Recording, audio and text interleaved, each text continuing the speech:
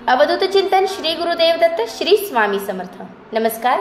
आपल्या गुरुमाऊली या चॅनलमध्ये मी तुम्हा सर्वांचे मनापासून स्वागत करते। तुमच्यावर आणि तुमच्या संपूर्ण कुटुंबावरती समर्थांची सदैव कृपादृष्टी राहावी हीच त्यांच्या चरणी प्रार्थना। 23 एप्रिल रोजी आहे चैत्र पौर्णिमा। चैत्र पौर्णिमेच्या दिवशी काही छोट्या छोट्या सेवा, छोटे उपाय आपण ह्या व्हिडिओमध्ये पाहणार आहोत। चला तर मग वेळ न घालवता आपण काय आहेत ते छोटे उपाय आणि सेवा पाहूयात। चैत्र पौर्णिमेच्या दिवशी सगळ्यात आधी सकाळी उठल्यावरती सडा रांगोळी आपल्याला करायचं आहे। त्याच्यानंतर आपल्या उंबऱ्याला हळदीचं लेपन करायचं आहे। हळदीचं लेपन कसं करायचं हे मी आपल्या ग्रुपवरती याच्या आधी हळदीच्या लेपनाचा एक छोटासा व्हिडिओ पाठवलेला आहे। जर तुम्हाला माहिती नसेल तर नक्की जाऊन तिथे बघा। दुसरी गोष्ट, आपल्या जो मुख्य दरवाजा आहे तो स्वच्छ साफ करून घ्यायचा आहे आणि अत्तरामध्ये आणि गोमूत्र आणि अत्तर याच्यामध्ये कुंकू भिजवून त्या कुंकवाने तुम्हाला मुख्य दरवाजावरती शुभ लाभ आणि शुभ लाभच्या मध्ये स्वस्तिक काढायचं आहे। त्याचबरोबर हा झाला उंबऱ्याचा पहिला उपाय।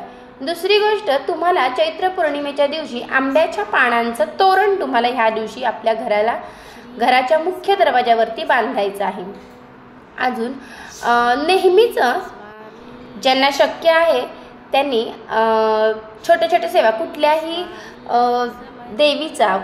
देवीचा म्हणण्यापेक्षा जे तुमचं आराध्य दैवत आहे त्याचा कमीत कमी एक माळ आणि जास्तीत जास्त तुम्हाला तुमच्या सवडीनुसार वेळेनुसार तुम्ही जास्तीत जास्त त्या माळा करू शकता। यामध्ये आवर्जून तुम्हाला तुमच्या कुलदेवतेची आणि तुमच्या कुलदैवाची उपासना करायची आहे। मग ते माळ ओढून करा, पूजा अर्चा करून करा किंवा सत्यनारायण घालून करा तुमच्या पद्धती। पण ह्या दिवशी चैत्र पौर्णिमेच्या दिवशीच नाही तर प्रत्येक पौर्णिमा आणि प्रत्येक अमावस्येला तुम्हाला जर शक्य झालं तर तुमच्या कुलदेवतेला आणि कुलदेवीला जायचंच असतं। त्याच्यानंतर नाहीच शक्य झालं जायचं तर मग तुम्ही आवर्जून त्या तुमच्या कुलदेवीची आणि कुलदेवतेची उपासना मात्र नक्की करत जावा। त्या दिवशी देवाला गोडाधोडाचा काही ना काही नैवेद्य तुम्ही अवश्य करा। जर इतर दिवशी तुम्ही करत नसाल, तुम्ही जे काही घरामध्ये तुम्ही स्वतः खाता, अगदी ते वरण भात जरी असलं तरी आधी देवाला नैवेद्य म्हणून तुम्ही दाखवत जावा आणि मग नंतर तुम्ही तो खात जावा। अगदी असं काही नाही की पुरणपोळीचाच स्वयंपाक देवाला चालतो। जे आपण आपल्या घरामध्ये करत असतो ते परमेश्वराच्या कृपेनेच आपल्या घरात शिजत असतं। त्यामुळे आपल्या मंदिरातल्या देवाला न दाखवता कुठलाही प्रसाद तुम्ही किंवा कुठलंही अन्न ग्रहण करत जाऊ नका।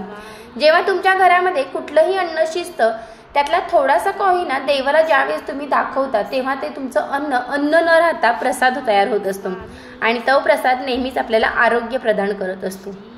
आता ह्या झाल्या काही छोट्या छोट्या सेवा आणि ह्या दर दिवशीच करायला हव्यात। आता आज मी तुम्हाला काही 2-3 उपाय सांगणार आहे।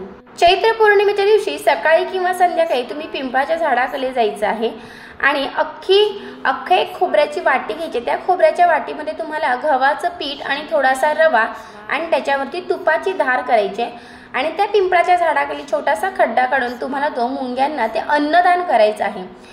विचार करा, कणभर अक्षरशः डोळ्यांना अगदी आवर्जून असं बारकाईने बघितलं तर ते आपल्याला मुंगी दिसत असते। मग त्यांचं पोट असं कितीचं असेल हो। ह्या तुम्ही ज्या एका वाटीमध्ये छोट्याशा वाटीमध्ये, नारळाच्या वाटीमध्ये, सुक्या खोबऱ्याच्या वाटीमध्ये तुम्ही जो काही रवा, गव्हाचं पीठ आणि साखर हे ठेवणार आहात आणि तुपाची धार हे त्या तेवढ्या अन्नामध्ये लाखो मुंग्या यांचं पोट भरू शकतात। विचार करा, लाखो मुंग्यांना तुम्ही त्या दिवशी अन्नदान करता, मग त्या लाखो मुंग्यांचे आपल्याला कितीसे असे आशीर्वाद मिळतील। हा झाला एक छोटासा उपाय। दुसरी गोष्ट म्हणजे मी नेहमी आणि वारंवार सांगत असते की तुम्हाला जर पिंपळाच्या झाडाखाली जाणं जमत नसेल तर तुमच्या घरात आणि हे फक्त काळ्या मुंग्यांनाच घालायचे। पिंपळाच्या झाडाखाली गेलं तर तुम्हाला काळ्या मुंग्या ह्या दिसतात, मग त्या मोठ्या असू देत तर छोट्या असू दे।